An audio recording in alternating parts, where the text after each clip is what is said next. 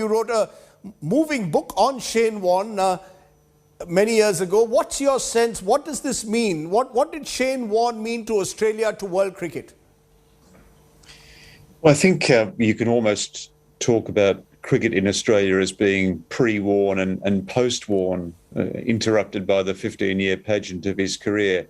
He changed cricket so unrecognisably that it's almost difficult to remember what the game was like before him.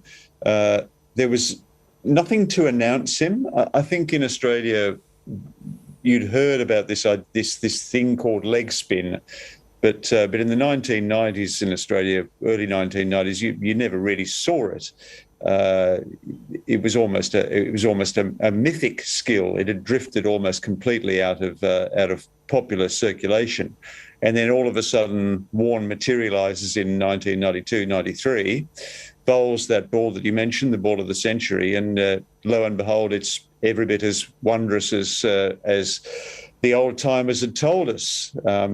He reintroduced an old skill that had been felt to be extinct and introduced to it magical, hitherto unsuspected qualities, as well as delivering it with a panache and a flair and a love of attention that I don't think any other Australian cricketer will ever attain.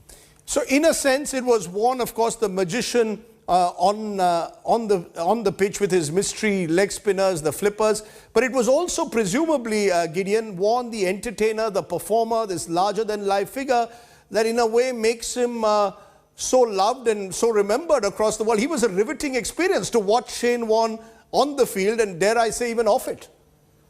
It was, and he had a particular sort of repertoire of personal flaws and foibles that both outraged people and also strangely endeared him to the public. He was a man of great appetites.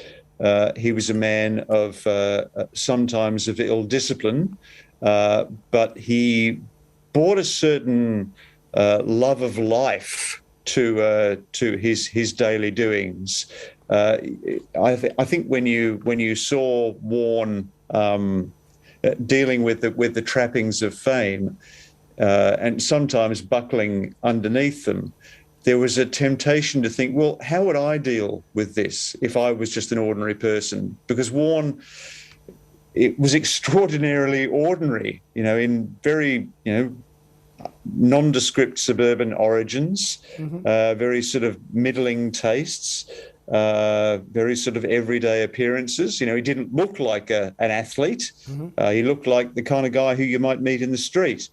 And yet somehow when he rolled his arm over, magic happened and went on happening for a long period. Warne had a long career at Test level at a time when his game was being relentlessly studied, at a time when everyone was trying to work out how to get the better of him, right. And only very, very few ever did, and none, I think, for a sustained period. Perhaps Sachin Tendulkar had the edge on him in India, but that was a legendary contest, out of which I think both men emerged with great credit. I have another legend with us, Gideon. Sunil.